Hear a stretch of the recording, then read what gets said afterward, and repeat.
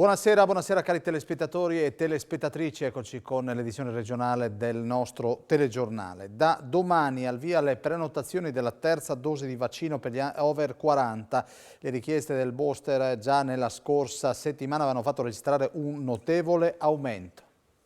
Come annunciato venerdì dal vicegovernatore con delega alla salute Riccardo Riccardi, a partire dalle ore 14 di domani, lunedì 22 novembre, sarà possibile anche per gli over 40 prenotare la vaccinazione della dose booster, comunemente definita terza dose.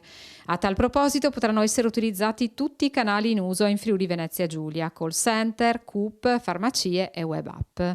La dose di richiamo può essere effettuata da tutti coloro che, nati nel 1981 o prima, si sono vaccinati da almeno 180 giorni, indipendentemente dal tipo di vaccino somministrato nel ciclo primario. In virtù dell'attuale evoluzione della pandemia è essenziale, aveva spiegato Riccardi, che soprattutto coloro che appartengono a categorie a rischio, come gli ultrasessantenni, i portatori di patologie croniche che determinano fragilità e gli operatori sanitari, si sottopongano alla somministrazione della terza dose, al fine di ottimizzare la risposta immunitaria contro il virus SARS-CoV-2. Come noto, i contagi continuano ad essere in salita e per questo si stanno anche studiando nuove regole per limitare la diffusione del Covid. Nel frattempo, la terza dose ha registrato proprio in Friuli Venezia Giulia un'impennata passando dalle 14.000 dosi della scorsa settimana alle 15.734 negli ultimi 7 giorni. E da domani, con le aperture delle prenotazioni agli over 40, è attesa una nuova accelerata alle prenotazioni.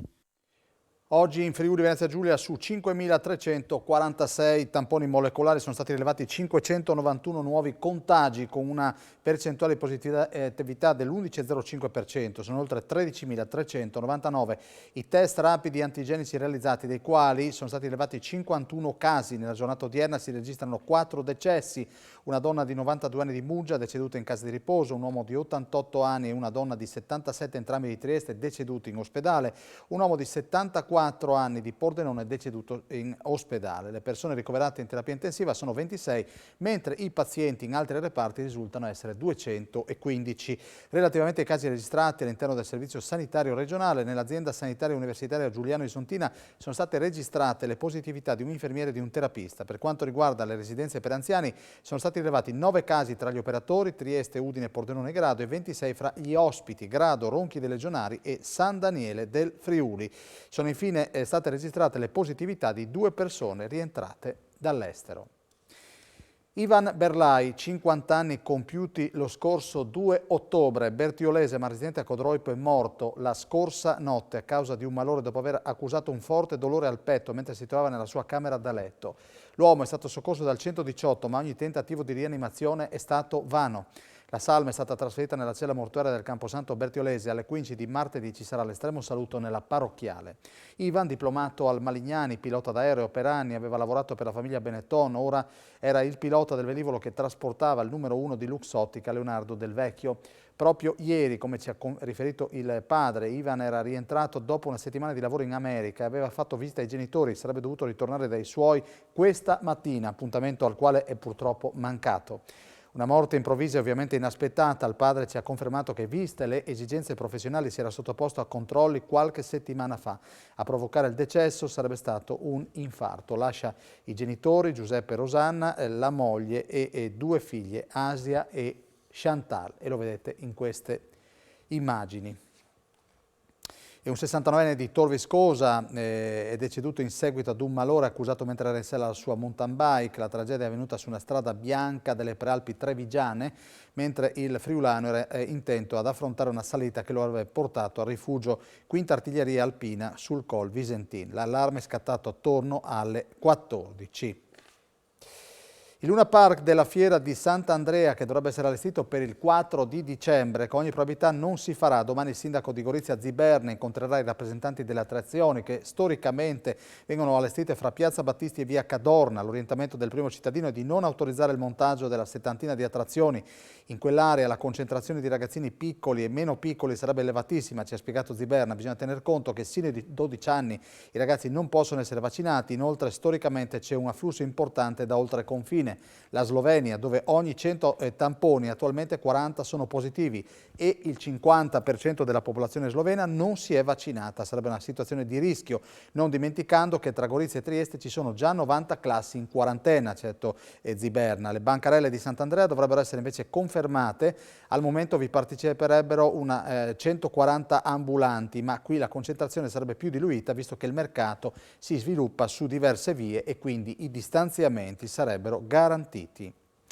Voltiamo pagina. Oscar Farinetti, padre e fondatore di Italy, è stato tra gli ospiti principali di ALIG, Fiera del Lavoro a Udine, un volto noto che rivolgendosi ai giovani presenti non ha esitato ad invitarli a pensare in grande, ponendosi obiettivi importanti sulla pandemia. Ha detto: lascerà il segno, ma i migliori emergeranno ancora di più. Farinetti, lei sì che sa fare impresa. Qui oggi si è incontrato il mondo del lavoro con chi sta cercando ancora lavoro. Per orientarsi bene, che consigli si sente di dare alle nuove generazioni? Sa, io sono di quelli che non vogliono dare consigli alle nuove generazioni. Sa, quelli della mia età stanno consegnando il paese ai giovani con 2.500 miliardi di debiti e vogliono anche dare consigli. Quindi il consiglio che do è di non ascoltare i nostri consigli. E quindi al limite racconto un po' di robe mie, poi se hanno voglia le copiano, le applicano, facciano come il credere. Credo che il segreto sia Never Quiet, proprio il titolo del mio libro, cioè non stare mai quieti, non accontentarsi mai, darsi anche dei budget utopici, degli obiettivi irraggiungibili, tanto si va sempre un po' più là che a non darsi dei budget limitati, sognare e cercare di applicare. Se vive una volta sola nella vita conviene fare grandi sogni e provarci. Noi italiani abbiamo il dovere di farlo, visto che abbiamo avuto la fortuna di nascere nel più bel paese del mondo, e quindi essere nati nel più bel paese del mondo e non sbattersi per farlo conoscere al resto del mondo è un non senso. Maria Stella Guglielmina è stata premiata alla Fiera del Lavoro a Udine quale migliore ingegnere gestionale dell'anno, mentre Alessia Rampino, presidente di Coram, ha parlato in un talk show di resilienza e della sua esperienza assieme al suo gruppo in piena pandemia. Un tempo certe figure non erano così tanto riconosciute da noi maschietti, passata un po' di acqua sotto i ponti. È passata, sì, un po' di acqua sotto i ponti, ma c'è ancora del lavoro da fare. Nel senso che lei ritiene che le donne sono ancora un po' discriminate? Beh, magari discriminata è una parola importante, no? Però ci sono ancora delle disparità e il percorso è lento e lungo, ma dipende anche da qual è la prospettiva che si prende e da quale angolazione si guardano le cose. Lei è presente qui al talk show e parla di resilienza. Voi avete già fatto un po' di allenamento da questo punto di vista? Direi di sì. Quest'ultimo anno e mezzo è stato molto impegnativo, abbiamo cercato di reagire davanti a una situazione complessa e difficile, abbiamo colto anche un'opportunità perché comunque siamo riusciti a fare cose che non avremmo mai pensato e siamo stati comunque molto contenti. La qualità dell'insegnamento parte da un'adeguata conoscenza delle caratteristiche di ogni singolo studente, obiettivo impraticabile se ci si affida a un esercito di supplenti, come puntualmente avviene in seguito a una politica che da tempo nei fatti vede come fumo negli occhi gli investimenti sugli insegnanti. Lo dichiara il senatore Mario Pittoni, responsabile del Dipartimento di Istruzione della Lega e vicepresidente della Commissione Cultura al Senato, che spiega l'invarianza di spesa ormai alla base del via libera a qualsiasi norma sull'argomento. Secondo l'intervento europeo arriveranno fondi importanti per le strutture scolastiche senza che parallelamente lo Stato faccia la sua parte sul fronte del personale. L'istruzione resta al palo. Qualcuno si premura di ricordare che nel 2026 serviranno 30.000 docenti in meno in seguito al calo demografico, per cui dovremo addirittura ringraziare se si finanzierà lo stesso numero di lavoratori della scuola, dimenticando che gli uffici scolastici sono costretti ogni anno a cercare 150-200.000 supplenti. In via Cividale a Udine, dopo 20 anni, tornano a riaccendersi le luci di Udine. L'iniziativa dei commercianti della zona che si sono riuniti in un sodalizio. Finalmente via Cividale ha le sue luci. Sì, finalmente siamo riusciti, grazie alla nostra associazione Porta Cividale, abbiamo coinvolto tutti i commercianti della via, abbiamo avuto anche l'aiuto da parte di alcuni privati che ci hanno sostenuto economicamente per poter mettere le luci. Le luci mancano da almeno una ventina d'anni, era un peccato non farlo, è il senso del Natale la luce, per cui siamo felici di averle rifatte, penso che i nostri clienti saranno soddisfatti di passare in una via illuminata. Questa associazione parte un po' da lontano, è tornata fuori adesso in auge nuovamente, però è una storia antica. Ci siamo costituiti negli anni '80, poi ci sono stati degli anni un po' in cui ci siamo fermati per tanti motivi. L'abbiamo recuperata, l'atto costitutivo è ancora valido, non l'abbiamo mai cessata, l'abbiamo ripresa in mano, abbiamo rifatto il rinnovo delle cariche pensiamo di lanciare un appello proprio a tutti i commercianti della via perché si associno e il prossimo anno, se siamo in tanti, riusciamo a fare di nuovo le luci, magari anche qualche altra bella iniziativa. Post-Covid cercheremo di fare più animazione, più tutto quello che si riesce a fare in più per dare anche alle persone della via qualcosa. La staffetta Telethon Udine si correrà solo a distanza. L'evoluzione della pandemia obbliga a rinunciare all'evento in presenza, ma non ferma la solidarietà a favore della ricerca scientifica. L'evoluzione della situazione pandemica obbliga il Comitato Staffette Telethon Udine a prendere una decisione sofferta. La corsa in presenza, in programma il 4 e 5 dicembre nel cuore della città, non si farà. Le condizioni attuali non consentono purtroppo di ritrovarsi per l'ormai tradizionale, seppur contenuto, abbraccio solidale nel centro di Udine.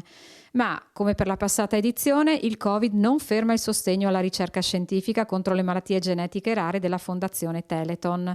La staffetta dunque si trasferisce in modalità da remoto. Le squadre, oltre 160 quelle che hanno già aderito, e i singoli atleti potranno continuare a iscriversi sul sito teletonudine.it per correre per una cura. Registrandosi online riceveranno tutte le indicazioni che permetteranno, da qualsiasi località, di partecipare alla staffetta udinese a partire da venerdì 26 novembre fino a domenica 5 dicembre. I team, come sempre formati da 24 frazionisti, avranno la possibilità di organizzare con i propri capisquadra tante piccole staffette Telethon, ritrovandosi in campi sportivi, percorsi vita o piste di atletica, anche oltre i confini regionali, rendendo anche questa edizione a distanza un momento speciale e un modo per essere comunque vicini alla ricerca e alle tante persone che attendono una cura. Una scatola con 10 ingredienti misteriosi e la capacità di improvvisare un dolce. Sono questi gli elementi del singolare concorso organizzato a Idea Natale, al quale hanno partecipato tutt'altro che dei professionisti del settore. E infatti ha vinto un infermiere. L'evento è stato promosso dall'Accademia del Gusto. Un concorso unico per modalità e per i partecipanti si è svolto oggi pomeriggio al padiglione 7 Mystery Box nell'ambito di Idea Natale ed è stato promosso dall'Accademia del Gusto. I promotori hanno confezionato delle scatole con all'interno 10 ingredienti misteriosi. I partecipanti, una volta aperto il contenitore, hanno trovato le parti per confezionare dei dolci come tiramisù alla frutta, zucchotto ai frutti di bosco, cheesecake. Vi hanno partecipato persone delle più disparate estrazioni sociali, dall'infermiera al meccanico ad un militare, un agricoltore. I giudici hanno valutato da una parte la bellezza del dolce e dall'altra il più buono. Si è appena concluso la Mystery Box di Ronix Bruno insieme all'Accademia del Gusto FVG, una gara di pasticceria in una Mystery Box che conteneva 10 ingredienti. L'Accademia del Gusto che organizza non solo corsi e solo concorsi, ma anche corsi di cucina sia per la scuola alberghiera, sia per i professionisti, anche per la gente comune. Facciamo anche il nostro obiettivo, anche la valorizzazione dei prodotti del nostro territorio, soprattutto promuovendo quelle piccole aziende che hanno bisogno di visibilità e che magari tramite i social e internet potrebbe essere d'aiuto. Ed è stata proprio un'infermiera a vincere il concorso, Lucia Lovaglio, che oltre alla soddisfazione di aver prevalso sugli altri si è portata a casa un frullatore semiprofessionale. Vigilia di partita per l'Udinese impegnata domani sera a Torino contro la squadra di mister Juric. Il tecnico bianconero Luca Gotti vede questa sfida come la prima di un miniciclo che deve permettere alla sua squadra di rilanciarsi verso la parte sinistra della classifica. Rispetto ai 2 anni precedenti, quest'anno abbiamo pochi giocatori che vanno via durante le pause per la nazionale e questo di sicuro ti consente di lavorare meglio, se non altro ti consente di fare dei carichi di lavoro e avere il tempo per smaltirli, anche se in questo caso specifico nella prima settimana almeno 6-7 giocatori sono stati più alle prese con lo smaltire piccoli infortuni e mettersi a posto per affrontare la settimana tipo che ci porta a questa partita di domani. Stiamo per affrontare un mini campionato di 7 partite, così idealmente sono 7 partite che ci portano alla fine del girone d'andata e a Natale. Sono 7 partite in cui il calendario dell'Udinese è teoricamente un po' più abbordabile di quello che è stato fino ad ora. Quindi abbiamo un mini campionato che deve metterci nella condizione di essere trampolino di lancio. Molto bene, termina qui l'edizione delle 19 del nostro telegiornale regionale. Un saluto alla regia di Francesco Snidero, non mi resta che augurarvi un buon proseguimento di serata, ovviamente con i programmi di Telefriuli. Arrivederci.